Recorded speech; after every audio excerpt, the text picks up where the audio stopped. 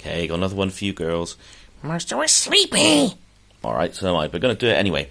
Okay, gladiators and boxers. Gladiation and boxing. What do you know about that? Well, I know a bit about boxing, not a lot about gladiation. What's that mean?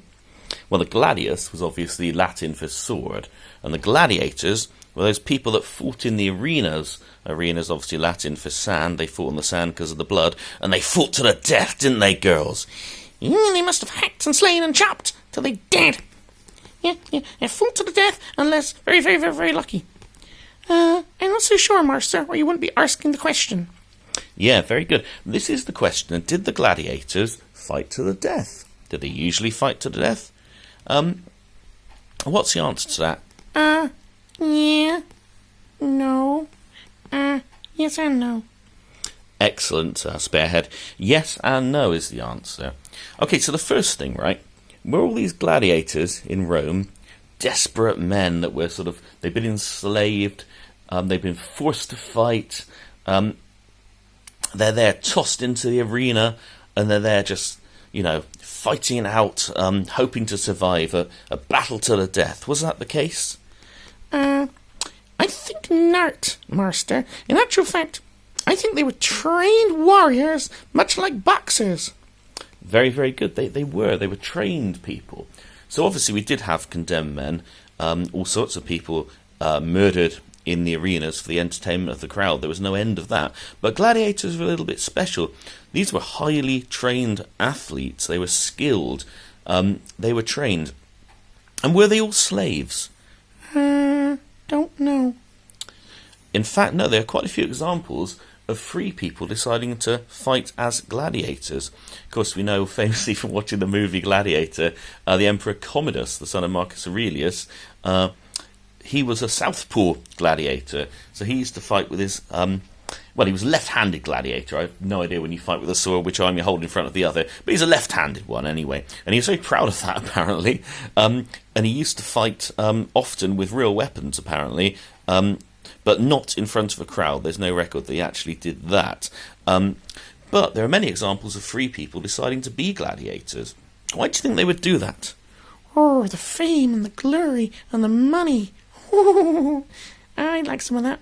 Well, you're getting it on YouTube. We have 3 subscribers to my True Crime channel now, Benjo's True Crime. Oh, we're getting famous. Yeah. Exactly. So that's why even free people would sometimes take the oath, the Sacramentum Gladiatorium. That was the sacred oath of the gladiator. And the translation of that is, I will endure to be burned, to be bound, to be beaten, and to be killed by the sword. And that's the oath they would take. Would any of you girls take that oath? I would not, Master, and yet you still shoot me in the garden. Yeah, that's true. So free people do it. Many of them were slaves, and they were perhaps forced to do it. But they'd be specially chosen. They'd be highly trained. They'd be given very strict diet, everything else. But one of the perks of it, if you were enslaved and you did very, very well, fighting, entertaining the crowd, very, very often these gladiators were released as rich freedmen in the end. And many of them went on in the future to train gladiators themselves and so on, or just retire with a lot of money. So this is the question. How do we know then that they weren't all fights to the death? Because we think of that, don't we? These 2 combatants battling it out. One of them eventually submits either because of wounds or exhaustion, and then the crowd kind of, some of them say, yeah, kill him. Some of them say, no, let him off. And then, if the emperor's in attendance, or if it's not the emperor there, if it's not talking about in Rome at the Circus Maximus or the Colosseum later. Well, actually, it wouldn't be the Circus Maximus, would it? That was for racing chariots. But the Colosseum later, or whatever arena they had there before, or other places all around the empire, it would be the person that funded the show. He would get to choose whether they lived or whether they died. And we have this idea that they would,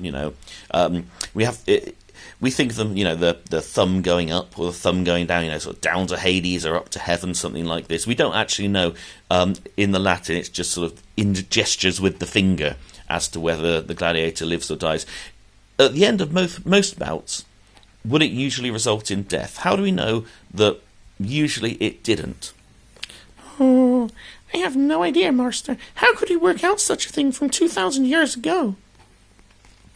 Well, there's different ways. Did you know that we have tombs in Rome where we have the records of gladiators scratched into, or not scratched, carved actually, into their tombs, or we have other tombs where it has literally been scratched by fans, or in fact other people. They're not the gladiators' graves themselves, it's just other people that have died, and they've decided to kind of have carved on their tomb the record of their favourite gladiator, things like this. And they had records very much like modern day boxers, so they might have 20 wins, 5 losses, these kinds of things. Now, if a loss means a death, then you're not going to get multiple losses, are you? Please explain, Master. Yeah, I think that makes sense. So we have records of gladiators from various sources. We know many of them lost multiple times. It was very rare to have a perfect record. So you don't need to be a Floyd Mayweather gladiator to live and survive your career. Exactly, and I think the modern day boxers can learn a lot from that. Bravery the gladiators showed. So the record showed they had wins and losses. Alright, another thing, when we look at paintings from ancient Rome and carvings and different things, and we have various depictions of gladiators. The Romans used to love depicting gladiatorial bouts. What do we notice in the middle? Is it just the two fighters? Oh, Master, there's a referee. There was a referee in his toga with kind of a long pokey stick to have a little poke at them with. Why do we have a long pokey stick, Master? Well, it'd be very much, I think, like a modern-day boxing referee, that he would be there to separate them if they get kind of stuck together, make sure they play by the rules, no cheating. But interesting, he was also there so that if one gladiator was incapacitated in some way, felt they couldn't carry on, they could literally appeal to the referee. They could raise a finger. We even have that expression today, don't we? They didn't lift a finger to help him. And the wounded or exhausted gladiator that was incapacitated could raise a finger to stop the bout, and then the referee would immediately jump in. Oh, match room stoppage? Like jumping early, Master? I don't know about that, but the ref would jump in, separate them, that's the end of the bout, and then it would be down to the crowd, but not really down to the crowd. They would, voice their approval or disapproval on the performance of that gladiator that's now submitted. But it would be down again to either the emperor if he was there, or the owner, the funder, the benefactor of the show, as to what happened to that gladiator. And as I say, usually the outcome would be that he lived, because it was considered a noble sport, and these were trained sports people, and it'd be very rare they give a stinker of a performance, especially if they knew that they'd be executed if they did. Master, just to interrupt a little, would you have let Anthony Joshua after his stinker against Master Usek? I think that's a little harsh. I mean, he did all right. He did all right, Master, but I don't... Look, it's a silly question. I feel he could have done better, but I don't think it was a lack of heart. Maybe just, I don't know. Yeah. Maybe it was a lack of heart. I don't know. Lack of bravery, something niggling in the back of his mind. I don't know. Was it worthy of execution, his performance? Master, that's a silly question. No, he should not be executed for his performance. Yeah, well said, Sparehead. Okay, where do we get to? Referee. Oh, raising the finger, mentioned that. Yes, if these were desperate men fighting to the death, you wouldn't raise a finger. Even if you'd lost one arm and one leg and everything, you'd try and carry on fighting, wouldn't you? Like John Cleese with the knight? Yeah, very much like that. "'Tis just a flesh wound! You've lost both legs, you fool!" All that kind of thing. It would be like that, wouldn't it? They would just keep fighting on, because they wouldn't want to be killed, would they? All right. So, and interestingly, though, there were some bouts that would be to the death. Oh, to the death. To the death. And they'd be advertised as such. And you can imagine those would be sell-out crowds, wouldn't they? I say they're not desperate men. Can you think of the one exception that's famous in history?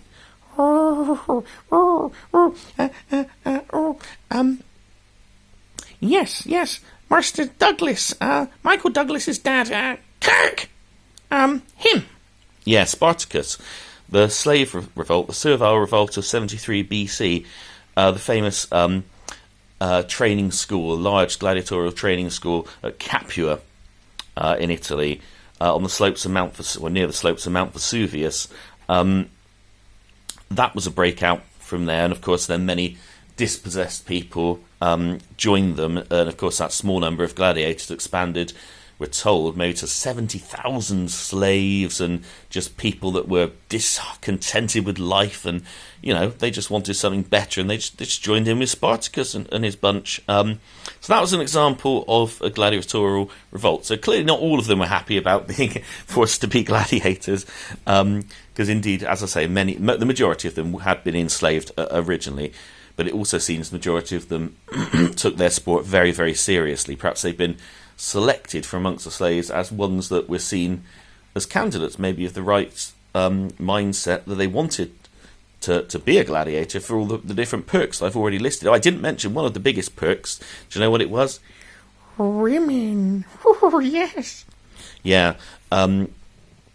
This indeed appears to be one of the perks, that women would pay money to spend time, shall we say, with these gladiators, and things like this. There are various perks for the gladiators and perversions of the Roman women. I mean, those saw no end. Perhaps the Roman times may have been the most perverted until the modern day. What do you think of that, girls?